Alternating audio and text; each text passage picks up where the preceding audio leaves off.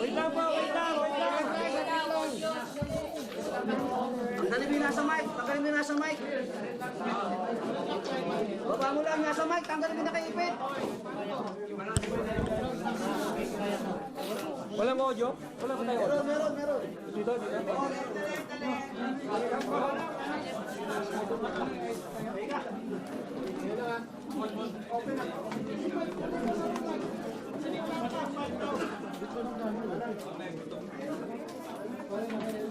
Ladies and gentlemen, good afternoon. Easy. The events that happened today, the change of leadership, was legit, was legal, because it was based on Supreme Court decision. The Avellino versus Cuenco case way back in 1949, February 18, 1949. And there was also a precedent. In 2017, when Senator Frank Drilon was the Senate President, there was a quorum, 12 of them, because out of the 24, 3 were in prison. Nasa kulungan po yung tatlong senador. 5 po ang nakabakasyon, kaya 12 po ang nagkaroon po sila ng quorum. So we have a precedent. The reason why we have to do this, there's already a violation of the Constitution. 3 straight days po. They blatantly disregard the rule of law, the Constitution. So we have to act. And we are very fortunate that one of them, a member of the majority before, Senator Chis Escudero, do not conform and do not believe in what they are fighting for. Hindi po siya naniniwala because he believes na yung kanilang pinaglalaban ay mali po. Na yung kanilang pagbo-boycott ay para ipagtanggol lamang ang ilang sa mga kasamahan nila. So, the guy suddenly made a decision today to join para magkaroon po kami ng quorum. And you may ask, bakit hindi? Is there a quorum? Yes, there is. We're just considered 22 now. So, divided by 2, that's 12 plus, 11 plus 1 is 12. So, we have a quorum. Yung sinasabing 13, yung po ay kung kumpletong 24. Dalawa po sa amin, yung isa nagtatago, yung isa nakakulong. So we only have, ang bilang po ay 22. So divided by 2, yung sabi po na majority, para makuha majority, divided by 2, so that's 11, plus 1, and that was Chis Escudero nga po, arriving today. So na-break po yung impasse when Senator Escudero showed up today. Because ang sinasabi niya po sa amin, he doesn't believe anymore on what they're fighting for. Number 2, there will be a Blue Ribbon Committee hearing on Monday. We are just moving the scheduled date from tomorrow to prepare all members. Matter of fact, I declare and I manifested that all members of the Senate, be in the majority and the new minority now, they are all members of the Blue Ribbon Committee para wala pong masabi na ika nga may hocus-pocus. Now, pertaining to those invited resource persons, hindi po ako sang-ayon because we have to review these people. May sasabihin po ba talaga? Mayroon po bang i-disclose? We have to review this. Number 2, the proper way to invite resource persons, you do not give it out to the media. You give it to the members first. Ang nangyari po kanina, yung lista na sinasabi nila invited sa Blue Ribbon, hindi po dumaan sa tamang process. It should have been given first to the members para kung may idadagdag, may papabawas doon, sabihin hindi, wala ito. The members should have been consulted. Kaya, you have to give me time until Monday next week kung sino po at yung oras po at exactly 9 a.m. on Monday, there will be a Blue Ribbon Committee hearing. Thank you. Question. Majority na po kayo, sir. Bakit po acting SP? Why not SP? Because it's 13. It's in the law. Kailangan mo 13. We don't have 13. So, but then we can elect the pro tempore because it doesn't say 13. Senate President. So, Senator Cayetano is still the Senate President. Because we don't have 13. It's against the law naman, di ba? We only have 12. So, well, he will be a virtual Senate President. All seats vacant for all the committees. Simula po sa pro tempore, we cannot touch the Senate presidency because we don't have 13. It is in the it is what the law says. You have to have 13. We don't. We only have 12. No, Senate pro tempore. Acting president, acting Senate. But he's the presiding officer from now on. So, kay hindi pumasok Senator Cayetano, it will be Senator Win who will be presiding from now on. So, just to clarify, eventually magiging Senate President, may liliban pa ba from the majority? Kung may lilipat pa, kung may mahimasmasan ngayon ng mga kasamahan nila. And I still urge, we're still open. Doon po sa mga members po ng majority, please join us. We will accept you with open arms. Let's work together for the nation, not for ourselves, not for the political parties, not for certain individuals, but for the entire country. Let's work together. We will accept you. We will embrace you. Sir, hindi ko nakakatulong nananatili pa rin Senate President ngayon si Senator Alan. Say again. Well, right here in Rule 4 of the Senate, Section 5, it says, a pro tempore may act as acting president. Acting Senate President. Acting Senate President, ang pro tempore.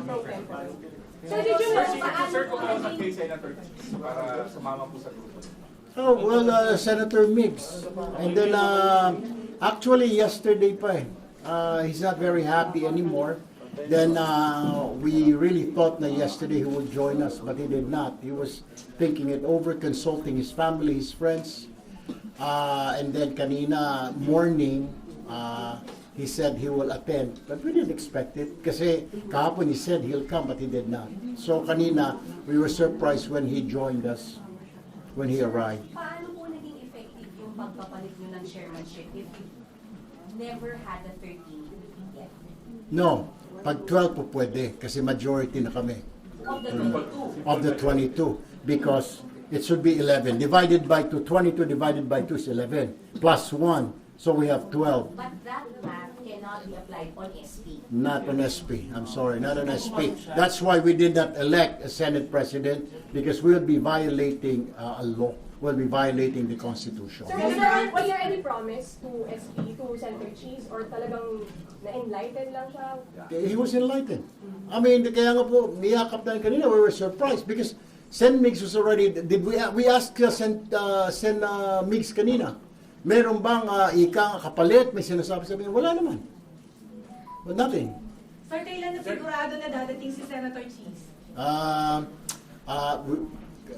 There was none. Kanina, nung nag-caucus kami ng 1 o'clock, wala pa eh. Kasi yesterday said that he will join, but he did not. Well, so yung mga batang alas 3 na sa session hall kayo, were you losing hope na dadating siya? I was already preparing what to tell you guys na pag hindi na naman sila sumipot, na will say na bahala na ang taong bayan. Ang gano'n Sir, ka pero totoo, po, sir? Gano'n ka totoo na? Sir Lee, may nagsasabi, nilakad ng palato yung pagpunta rito ni Senator. Wala namang kapalit. I mean, bakit yung number 2? Bakit nakikialam ang palasyo? Bakit man nakikialam? I mean, this is a Senate. I mean, we're another branch of government, di ba?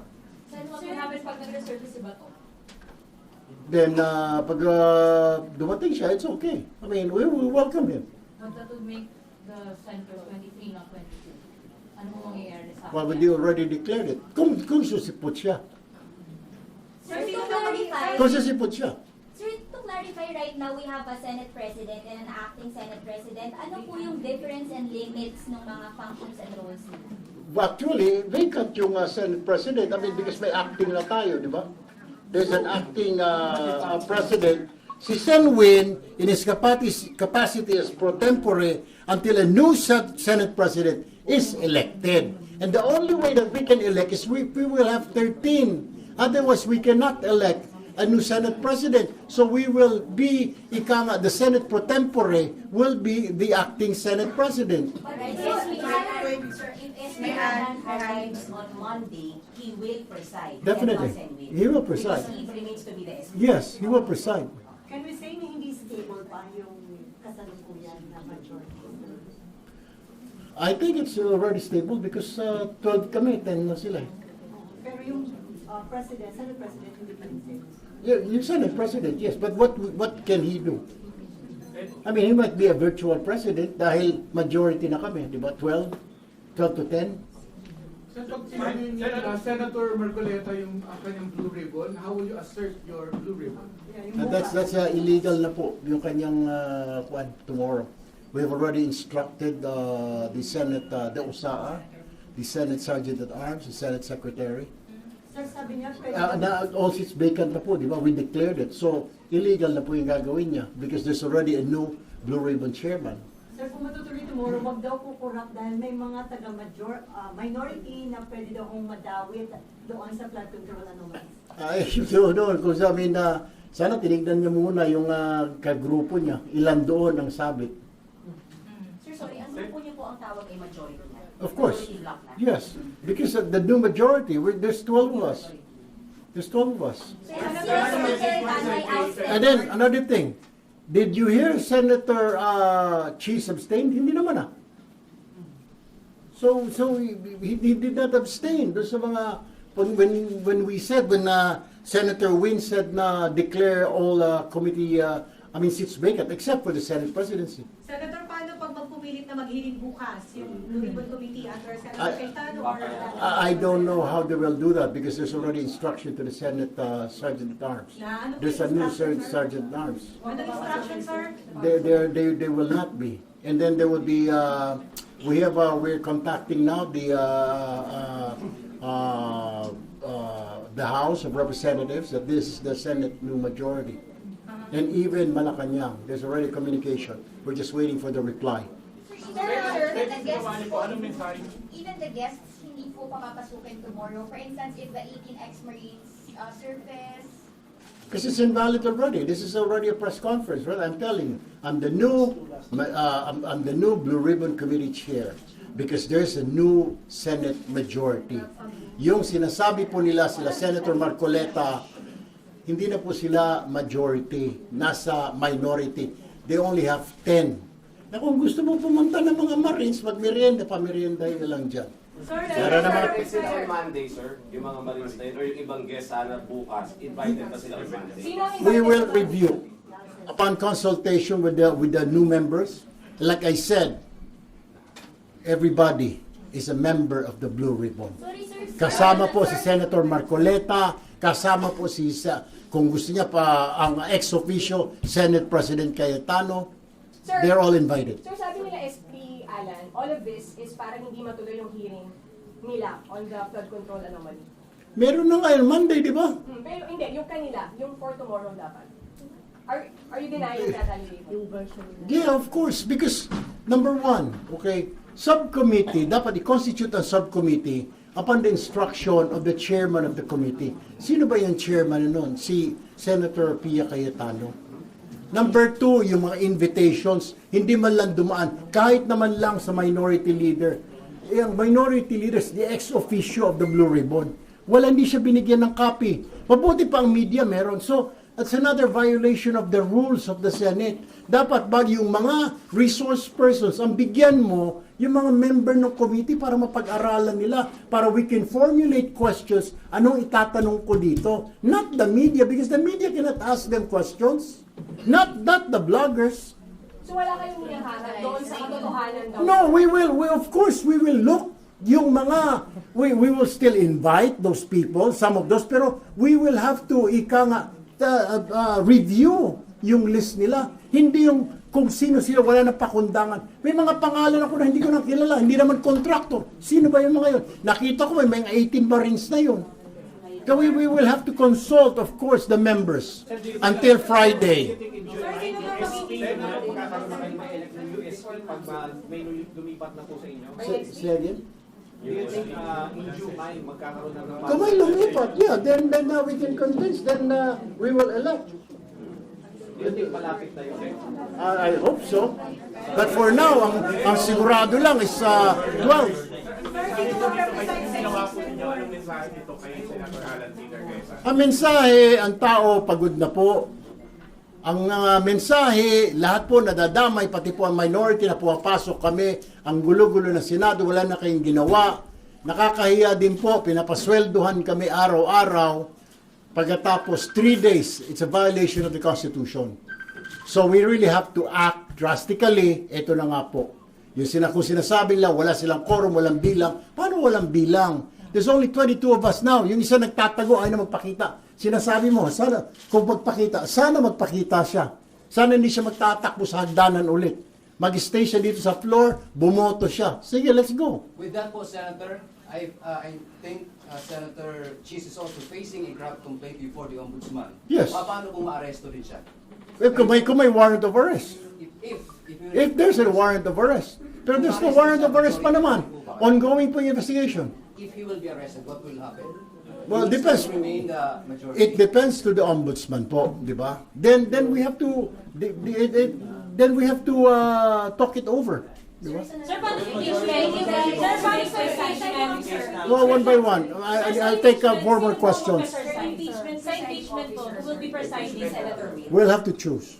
We'll have to choose from amongst ourselves. Hindi po si Senator. Not yet. We'll have to choose. Sir, pwede yung kahit naka-adjourn na kayo, pwede niyong i-elect ng mga kayo as Senator. No, that will be done on July 6th. Sir, di bang still automatically siya yung presiding officer? The July 6th will still follow the July 6 schedule. Then doon po, na mag-elect kami ng impeachment trial officer. Thank you, sir. Paano nang i-address spokes ng majority kaya kayo spokes ng majority block? Yung speaker daw. Yun sabi nila. You're the official leader, you're the spokes of majority. Wag tumayo!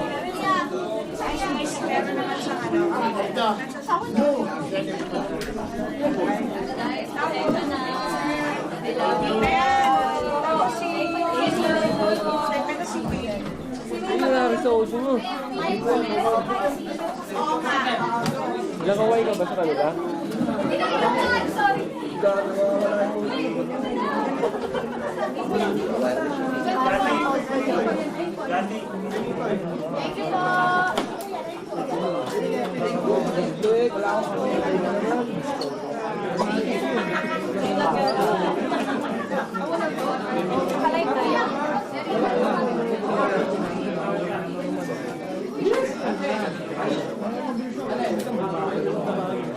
Dati may